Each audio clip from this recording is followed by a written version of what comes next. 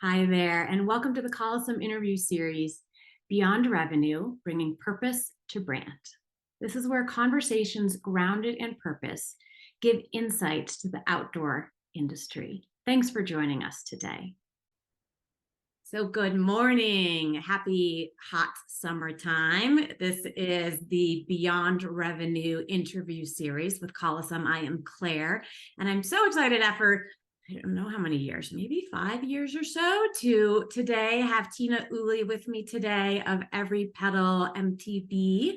And so we're going to talk about the outdoor space and purpose-driven businesses and how Tina came to where she's at today. So before I allow you to introduce yourself, I'll just give a little recap of your journey. So Tina introduces herself as an expert in grief. And this is the worst. It says, how does this journey come? She is a founder of EveryPedal mountain bike, a mountain bike program that connects bike skills to life skills for youth and adults. In her experience, there's no better tool for discovery of ourselves than community or the land than a bicycle. She's been riding as a way of life since the death of her brother in 2010. She's been coaching since 2013 and is, I'm going to let you pronounce it, PMBA? Oh, PMBIA. Yeah. Wait, they actually say it that way. I'm like, Association. Yeah. PMBIA. Sometimes it's like they pronounce it as a little. And then I'm going to say like BICP, Bikes Instructor Certification Program. So you're dual certified in coaching. So great to have you with me today. How are you? I'm doing well. Thanks for having me, Claire. Appreciate it. Of course. So to frame this for our audience today, Callosum talks a lot about the quadruple bottom line and purpose-driven businesses. And so what a purpose-driven business is a company that goes beyond the role of offering a product or a service to develop programs that have a social or an environmental impact. Social entrepreneurship is bringing more meaning to what businesses do. And it's a way to explore a different way, a different path of a career and a company. We believe in the quadruple bottom line, which is expressed as profit, people, planet, and purpose. So purpose goes beyond the ego, beyond the self, into humanity. So that's how we define purpose. How do you define purpose, Tina? Purpose for me is like the motivation, right? The thing that inside of us that gives us the energy and the drive to show up and hold a space, whether that be in our business or just in the world. For me, purpose is that energy that motivates me to stand up and firmly hold the places that I believe in and that I want to support, regardless of revenue. Well, and revenue needs to be there. That's actually a really good point, which always makes me think is typically folks that work in this space are servant leaders. And it's about providing and it's about stepping and holding that space. And what I like to remind is that there is, you're doing all this great work and in creating community, and there is a gap between the good work you do and the revenue you make. And it doesn't have to be that way. It has to, what happens with that servant leadership is frequently a humbleness in it's not about me. I don't want to talk about it. I don't want to speak about it. But that's the great thing is it's not about you. You speak about the community, the impact, and then people come to you. So that's who I know you to be. I know you to be the impact that you make in the communities, and watching those threads. And so this is where my curiosity comes in as how has this evolved for you? So, when you think about your individual purpose, how do you define that, or tell me about the journey? How did it come into existence? That's a long question. Let me break it up. Before you started EveryPedal, what was happening in your life to get to the inception of EveryPedal? Yeah. I mean, really the inception of EveryPedal If I really dial it back, it started when my brother passed away in 2010. So my brother battled brain cancer. He had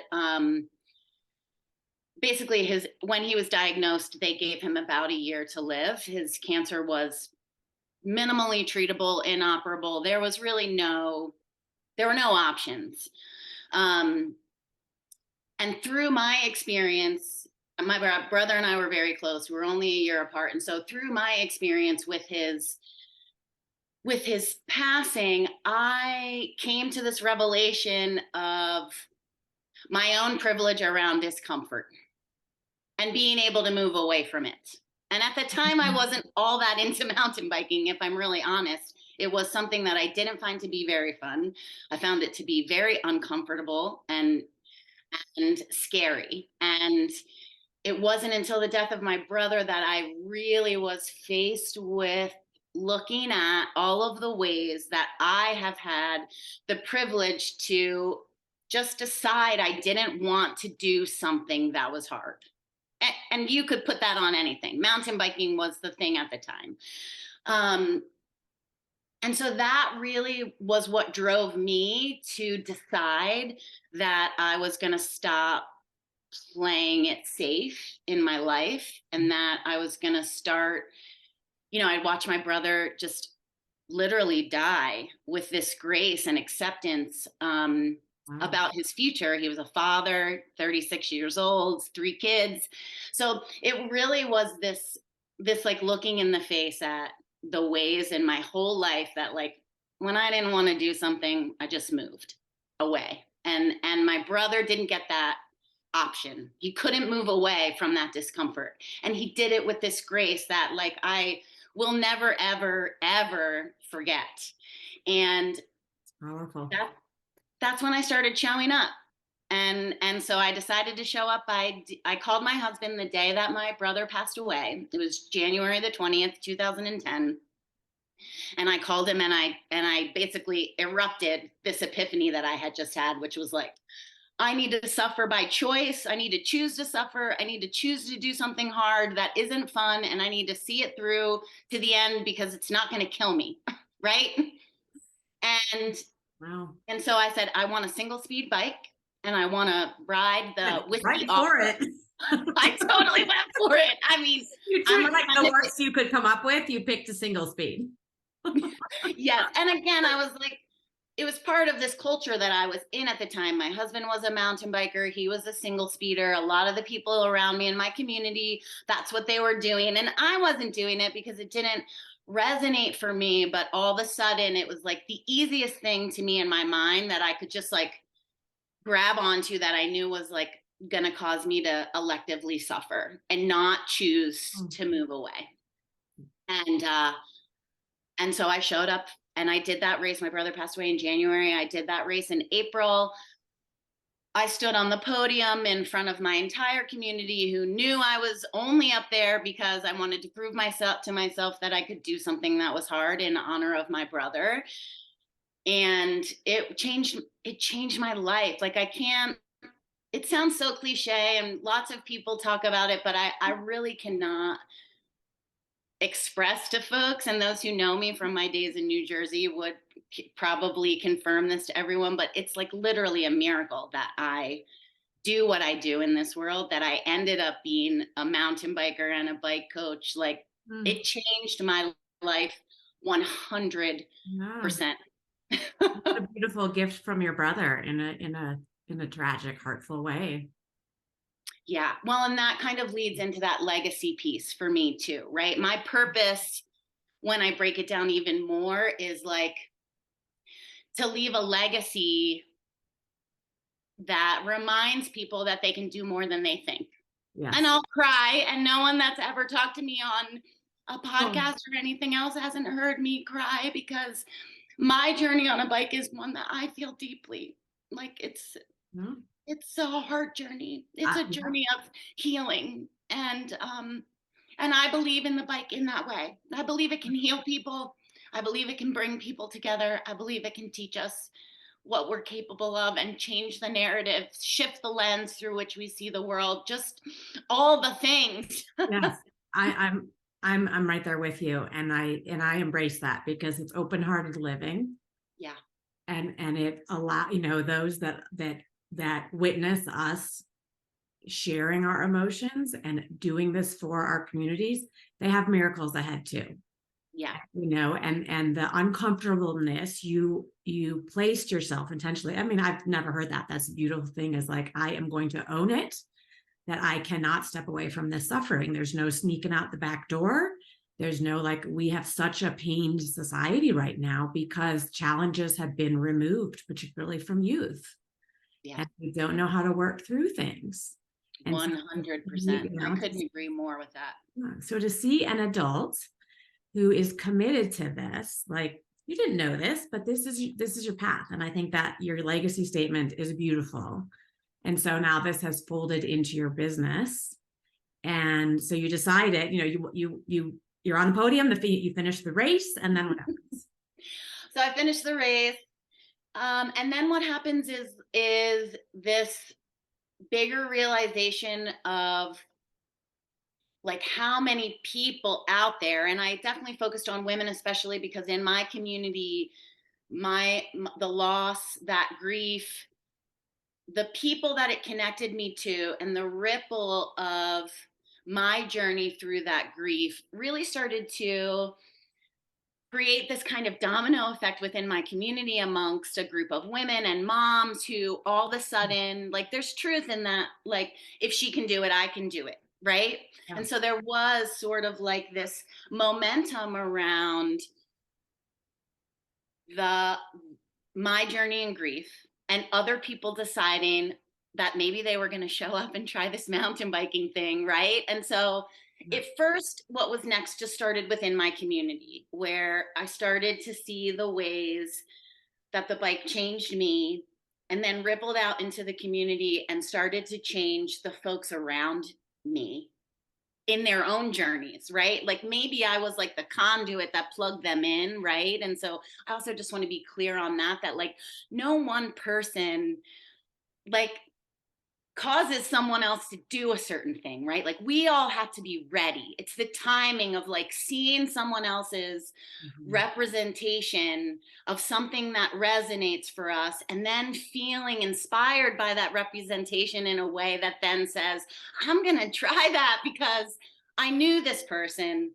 I've seen them go through this thing and I see them now. And like that shift, that transition seems like maybe something I could do too. And so then it was like, then I started riding bikes with all these women who I shared motherhood with, and we all kind of went on this big, deep journey. And then I started meeting women who were battling cancer who decided to show up and go on bike rides and do races. And so then it evolved into this, like, really feeling like just what I had asked for within myself, the reason why I was showing up, was rippling out. And more people were making the choice to really discover what they were capable of, whether they were able bodied, healthy bodied, sick, not sick. Like it crossed all the boundaries for me, that of these like boxes that is like the story of why we're all so different, right? When for me, the bike actually teaches me that I'm more the same with all the people who show up and ride a bike next to me, no matter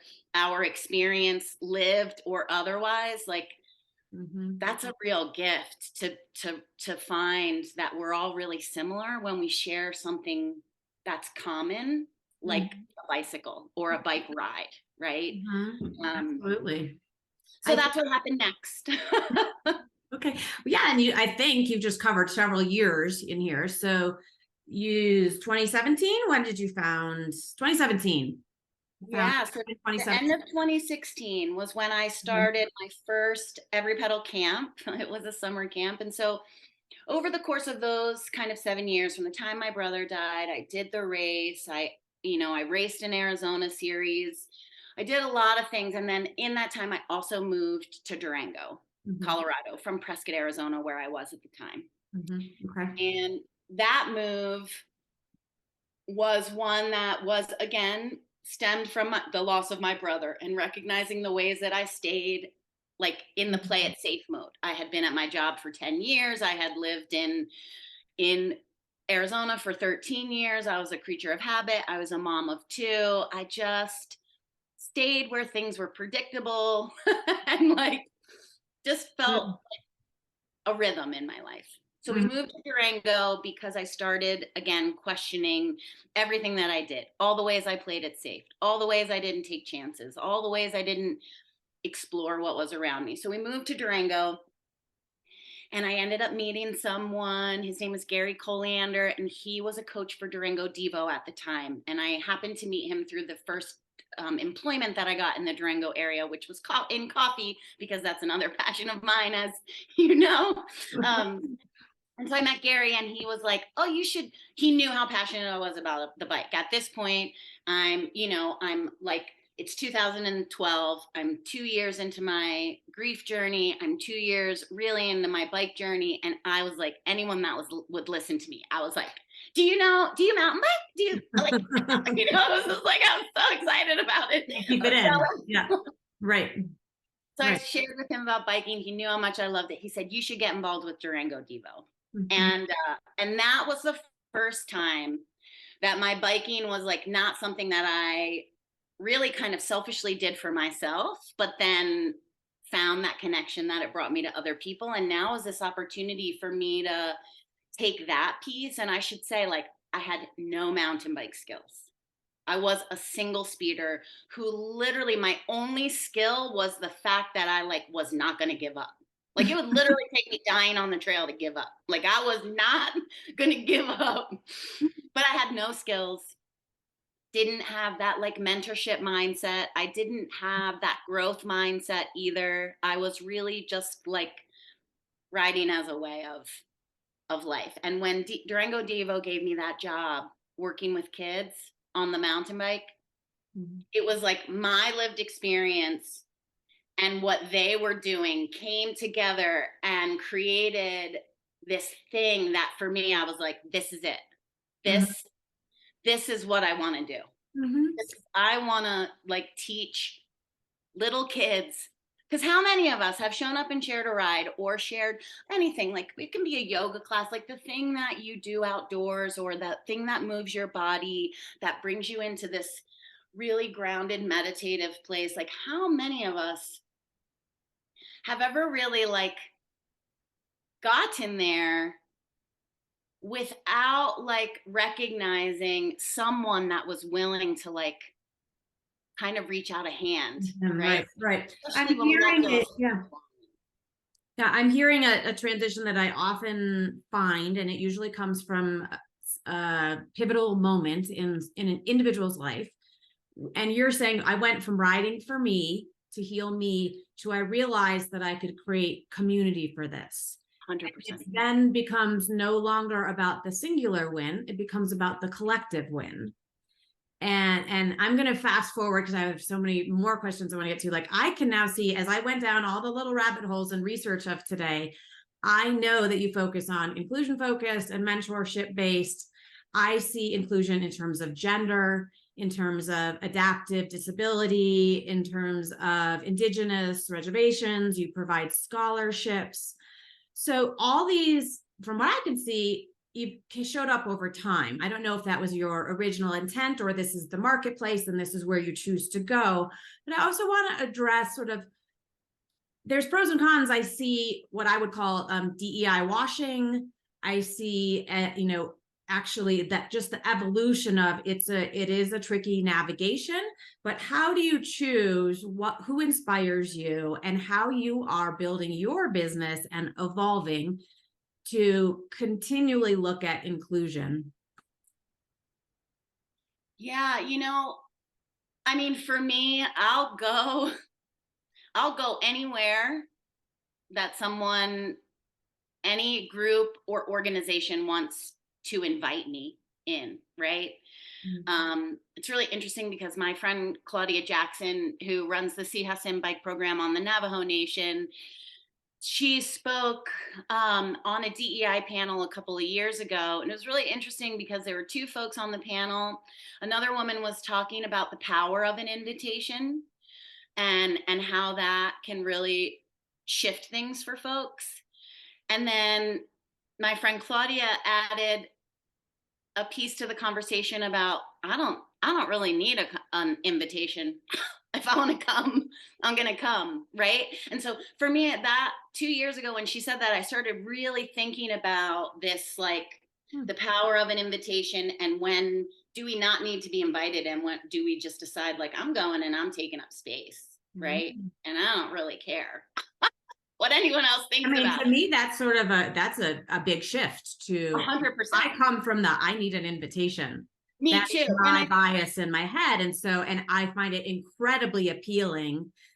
The individual that says, I'm coming, Yeah, make room, I'm coming in. 100%. And so I that's was a neat comparison.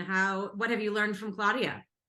Well, it's interesting for me. What I've learned is that for me, and when I moved to Grand Junction or the Fruita area 3 years ago, I came to work for the Cycle Effect, which was really the first time I had gotten involved in mountain bike community building that crossed cultural lines, right? Whether they're real or imaginary. It was really the first time that I got involved in the DEI. My focus was always on creating a sense of belonging for folks who feel like they don't belong, because I didn't feel like I belonged as a mountain biker. I never saw myself as a mountain biker. So my inclusion was always more steeped in this idea of like, I want to reach the folks who don't think they can, for whatever that reason might be. Mhm. Like a financial reason, an equipment reason, a story reason. It was more just that. Mhm. Um, and so for me, the invitation thing is this, like, my work in Durango has always been, I serve mostly white girls, 100%. And most of them can come with money, right? They can pay for their registration. I have a for-profit business. Mhm. They have the equipment. It's a non-issue. That's where it started. And I'll never forget the director at the time of Durango Devo when I first started EveryPedal, and I was talking about kind of the mission of who I wanted to reach. After a couple of years, they said, well, you're still serving the same white people, right? And they were right. And for me, it was like I didn't know how to span Mhm. cultural boundaries because I didn't have that education at the time. And so that really was why I always felt like I need an invitation, because this is not a bike community, is a bike community, but there is a reality that like my lived experience is very, very different from a lot of the folks who I show up and ride bicycles with. Mhm. And so the way that I have to like gauge and build the way I do that has to look different. And so in certain spaces, I will show up with no invitation because I believe that I will offer something. Mhm. But then there are other spaces that I would 100% never show up without an invitation, because I want to be mindful about everyone's emotional and spiritual journey on a bike. Mhm. I can provide the physical aspects really easily, and I feel like my specialty is more in that social emotional piece of showing up and doing something that's hard and vulnerable and scary, and looking at what happens inside our minds and our hearts when we Mhm. share that space, because riding a bike is a very individual sport. Mhm. It's not like a ball sport. We don't have to work together. I mean, road bikers probably have to work together. I'm not a road biker. I'm a mountain biker. But the way I see it is like no Yeah, one but we touches don't my bike. emotionally. I think we do. Yeah, Physically, we don't. 100%. You But can't that's pedal my not. bike for me, but if I need emotional support, I might stop if I don't have support around me. Yes. And from, in my opinion, the culture of mountain biking in the industry is around the focus on all the mountain bike instructor programs, and many of the groups that we see is more around the sport of mountain biking. We are breaking down mechanics of body movement. Mhm. We are breaking down word tracks that we want people to use. We are not breaking down how the girl in tears at the very back shows up the next time instead of staying home. We Mhm. don't we don't teach folks how to care for someone's emotional well-being Mm. when they are showing up with a group of 10 kids who maybe they have never met before, or adults, Yes. and are asked to like do something scary, we don't, in my opinion, Yeah. put a whole lot of focus in that. I think it's evolving. A hundred And percent. it also is like not necessarily the primary message as a brander. It's not the primary message. And so and like, even in your business, I'm like, how can it be more succinct? Because you're doing amazing, powerful work, and it takes a little digging to find it if I'm not already on your page. Yeah. And so, like, for me, I'm always going to say, I'm going to raise you up because I see it as bigger than maybe you see it. And so, in looking like what I know and just reading and following and learning all of this is how can we make that primary? I'm an athlete all my life, and I've always felt that there's not enough of the psychological piece of it. I know my body can do it. And so just to continue to step forward, and particularly the work that I've seen you doing with Claudia, I'm like, I really want to know more. Tell me more. What's happening there? And so that brings me forward to, you knew quite early on that this wasn't about revenue. 100%. I Yeah, still know that all too well, Claire. yeah, and I think it's, well, yes, and so but many people don't realize that until much later in. They start with, it's all about revenue, and then, oh, by the way, I discovered I want to integrate purpose into it. And so it's much better to start the flip, but realize that you can have it all. You can have all of those. And so I can hear some of those pivotal moments. What would you say today is your biggest challenge? I would say today my biggest challenge is like the sustainability piece for me personally as the founder and the owner. So a lot of the work that I do on the Navajo Nation, and then also in other communities, is that I bring no cost skills clinics. And that is something that I am happy to do and I will continue to do. But the reality is that those no cost skills clinics have a cost, right, for my business. Right.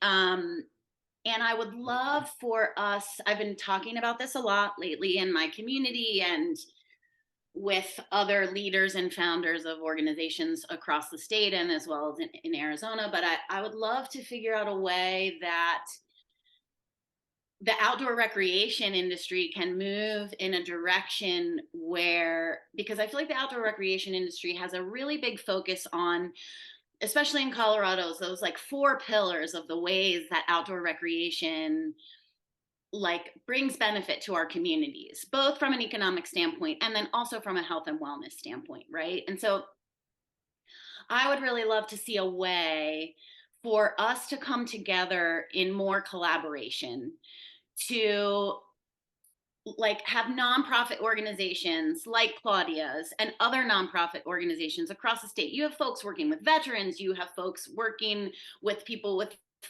that are not able-bodied, that have some sort of a physical limitation that is holding them back. Like, we just have so many things, right, that we can come into and address to create that space for. And my hope is that we can figure out a way to collaborate where nonprofits can work to get funding to collaborate with organizations like mine to come in and bring the services that we offer in a way that there is some sort of it doesn't, like, if I charged $500 for a clinic, I would never bring my clinic into a community at no cost and expect anyone to pay even near that amount, right? But maybe we can set it up where like there's a coalition of businesses who are committed Mhm. to bringing opportunity to anyone who wants it, can Right. do it at no charge. And there's a way that, and I don't know if it's like comes from lobbying with the government, if it comes from nonprofits, but there's a way that we work together where the dollars benefit many, right? Like there's kind of this like collaboration where we're all working together. We're like this all ships rise idea, right? Yes, absolutely. Absolutely. And agreed. I did notice on your site that you can sponsor a rider. So if I wanted to donate, I could sponsor someone. I think that you're looking for the next level that is not perhaps, and maybe businesses do. I was in, when was it? Last summer. I think it was summer. I was in Crested Butte, and during COVID, the town created a hot dog cart. And once a week, a business sponsored the cart, and the hot dogs were free. And it was designed to feed the locals. And so it's still going. All these years later, it's still going. I went and had a hot dog. And so something like that, like how it's a little bit of like the community supports our own. And so agreed. I think Colorado is making great strides. And I know, our outdoor rec office and watching the different grants, because frequently the stage of clients I work with, everywhere from startup to early to growth, from $0 to 10 million, everyone is looking for funding. Everyone is looking for collaboration. And so there's usually gaps where I say, here are the resources I can point you towards to help you get to that next part. And relationships are everything. I'm having Luis Benitez is coming to Eagle County. I asked him to come and speak. We started it's called Outdoor Swarm. It's a informal coalition of outdoor industry professionals in Eagle County trying to keep business here and trying to act as a voice and trying to help each other rise and share services and bring attention to a sustainable environment. It's challenging, it's economically challenging for everyone. And Yeah. yes, I can certainly, that will be a whole other conversation that you and I can have, because I agree with you. That's fantastic. It's a great dream to have. And how about, what is your current greatest joy?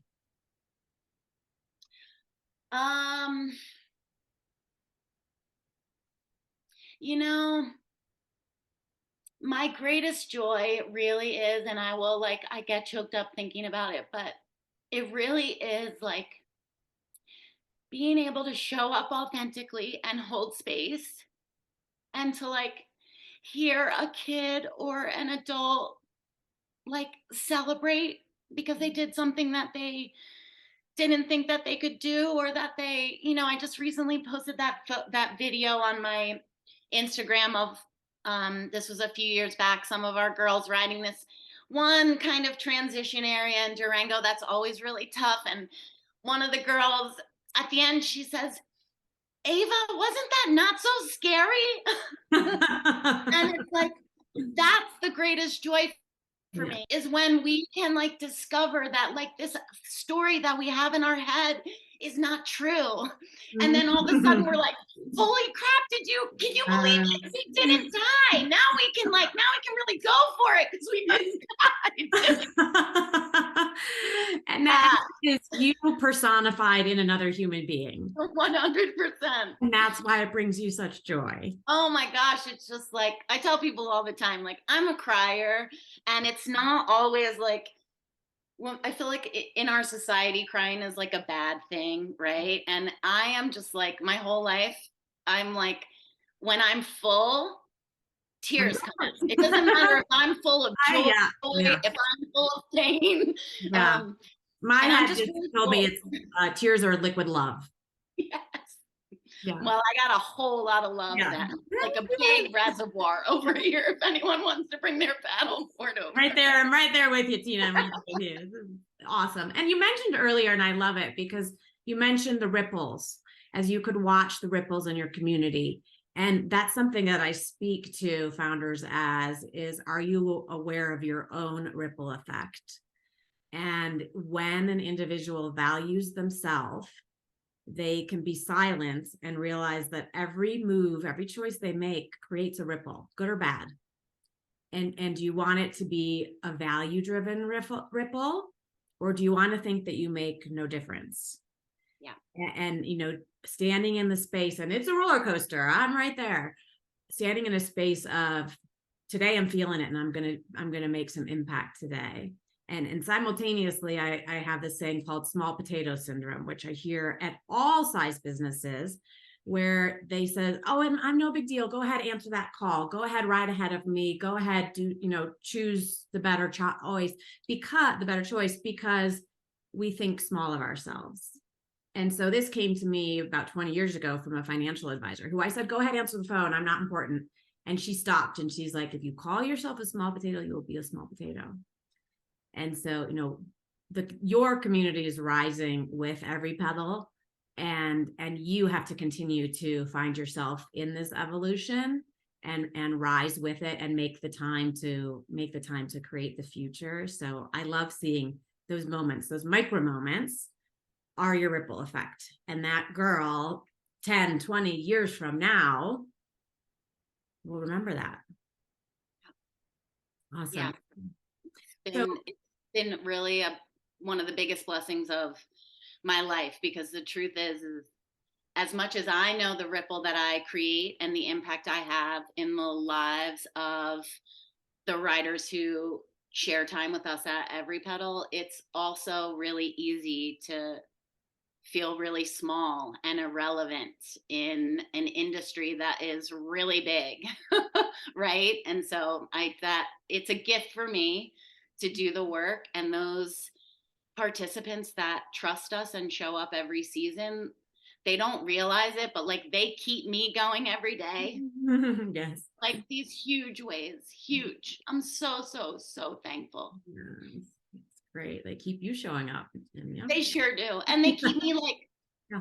asking myself questions, right? They keep me looking inward at like, who am I doing? Why am I doing this work? How do I want to do it? And how can I learn while I do it in a way that really does give everyone the opportunity to show up because they feel safe in doing so. Yes. Safe and trust is paramount. Yes. Okay, so this is one of my favorites. This concept was introduced to me about a year and a half ago. Who are you becoming? So let's look ahead. What you get to choose: 10 years, 20 years. Wow. Who would you like to collaborate with? What kind of thought leader would you like to be?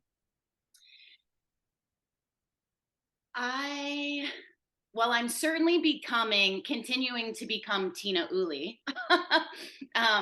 It's interesting to, be 50 years old and be doing this work and having my own journey and just realizing my own evolution and really feeling, as we were just talking about like, when am I going to step into that power that I know that I like hold, not in like a traditional power way, but you know what I mean.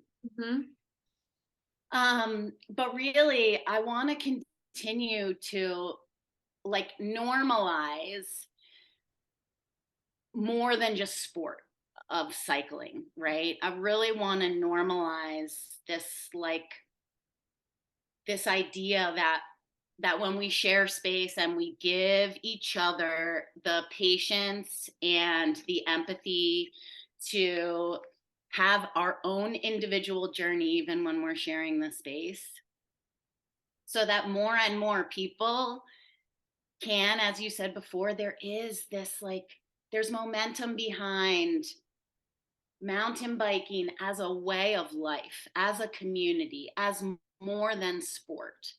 And I believe that if we start with like the community base and sharing that ride and put focus into the social emotional, then we will grow the sport. I've seen it 100% in Durango already. We have girls racing on the high school Durango Devo team that if you would have talked to them 5 years ago, they would not have touched a race with a 10-foot pole ever. Right? And now they're me to do a race. That's how I feel. Yeah, right? So I would love to continue to like be a player in the evolution of like building this team of folks. I feel like there's a lot of us out there who share the same vision as like sharing the ride as a way of life, right? Like one of my hashtags I like to use is show up, share the ride.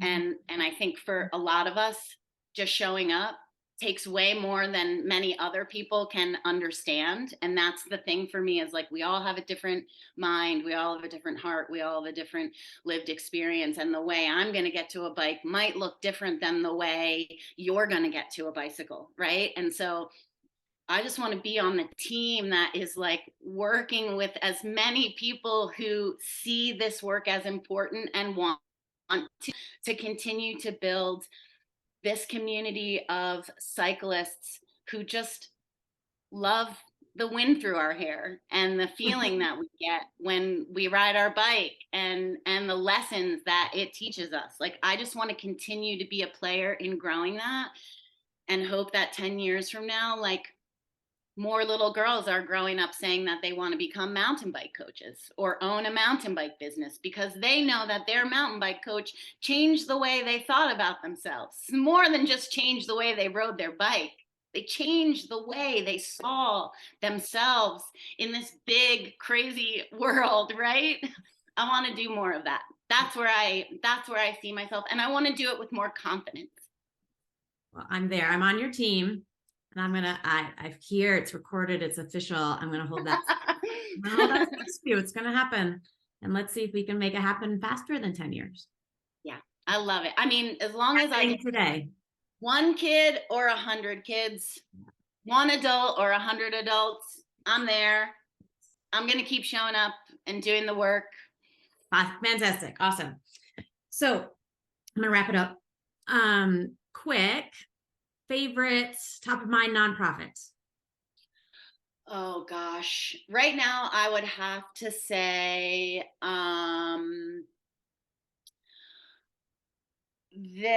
oh gosh, I'm gonna totally space on their name right now, but Tell there me is, about them and I can put it in the show notes. I think it might be All Abilities. Like, it's an organization that is getting people of all different abilities outside enjoying the outdoors, teaching them to ride bikes, all kinds of things. For me, I'm going to be a fan of any nonprofit that is collaborating to create space to get more folks outside, regardless of what their current story in the world is. Yeah. And do you have a look to find out who they are now? Oh, fine. I'll find it. It's okay. We can come back to that. And how about a favorite podcast or book currently? How to Do the Work is probably a book that's sitting on my dresser right now. I haven't gotten all the way through it, but it is a book I turn to. My truth is, I'm not a huge reader. I don't read a whole lot. But yeah, I would say the How to Do the Work has been a really big one for me this past year. Add it to my list. Fantastic. And so I know we can find you on your website, EveryPedalMTB.com, yes, as well as you have both a business profile on Instagram, EveryPedal MTB, and your personal Instagram is at Tooley, Tooley. Yes. This has been such a treat, Tina. Really nice to spend some time with you. I hope it's not so long next time. And thanks for rising up in the world and really creating beautiful communities. Oh, thank you, Claire. I appreciate that. I'm going to keep trying, keep showing up, like I said. You're doing it. All right. Thanks for joining us for today's conversation of Beyond Revenue, Bringing Purpose to Brand. We hope to see you again in future episodes. And in the meantime, please be in touch with us on all the usual marketing channels. You can find us on LinkedIn, on Instagram, and of course on our website at gocallosum.com. We sure hope you got outside today.